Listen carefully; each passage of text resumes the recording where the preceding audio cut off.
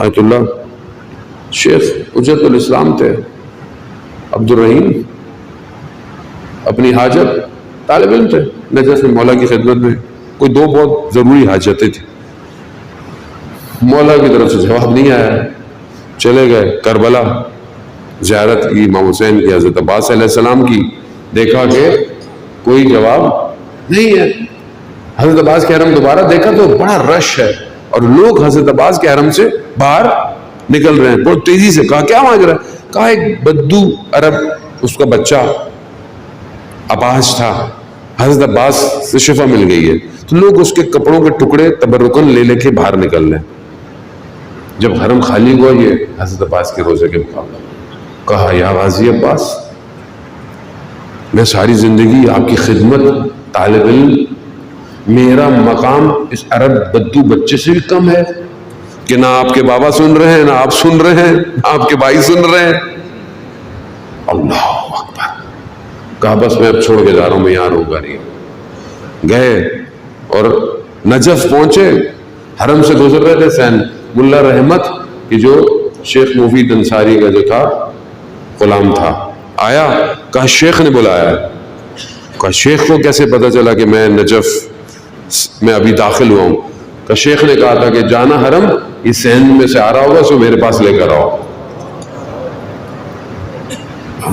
امام جیسے ان کے پاس گئے، اپنے غلام کو بھیجا، کہا ادھر آؤ، کہا دو حاجتیں ہیں نا، ہو گئی، جاؤ، پوری ہو گئی۔ پریشان کس چیز کے ہو؟ اگر وہ کچھ نہیں دے رہے تو وہ بہتر جانتے ہیں، لیکن مانگنے سے منع نہیں ہے۔ لیکن میں خود بھی تو دیکھوں کہ میں خود کیا کر رہا ہوں۔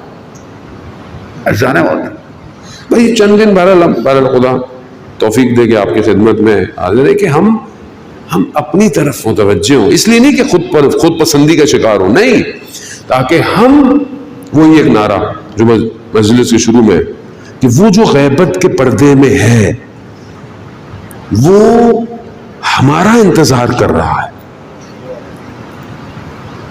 ہم اس کا انتظار کر رہے ہیں کہ وہ کب آئے گا، وہ ہمارا انتظار فرما رہے ہیں۔ کیا فرما رہے ہیں؟ کہ یہ ٹھیک کب ہوں گے۔ دونوں منتظر ہیں، دونوں انتظار کر رہے ہیں۔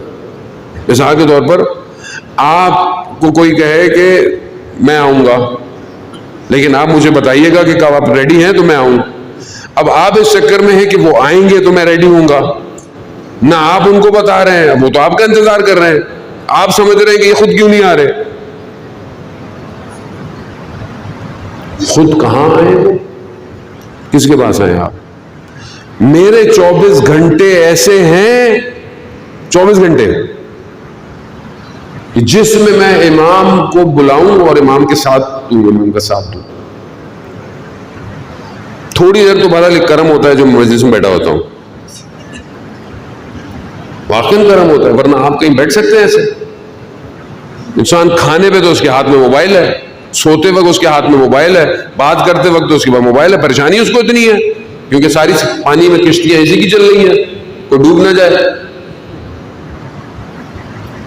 24 گھنٹے ایسے ہیں میں امام کے ساتھ گزار سکتا ہوں اپنے 24 گھنٹے۔ امام ہوں گے نا ساتھ، نماز کا وقت ہوگا، پڑھوں گا اول وقت نماز،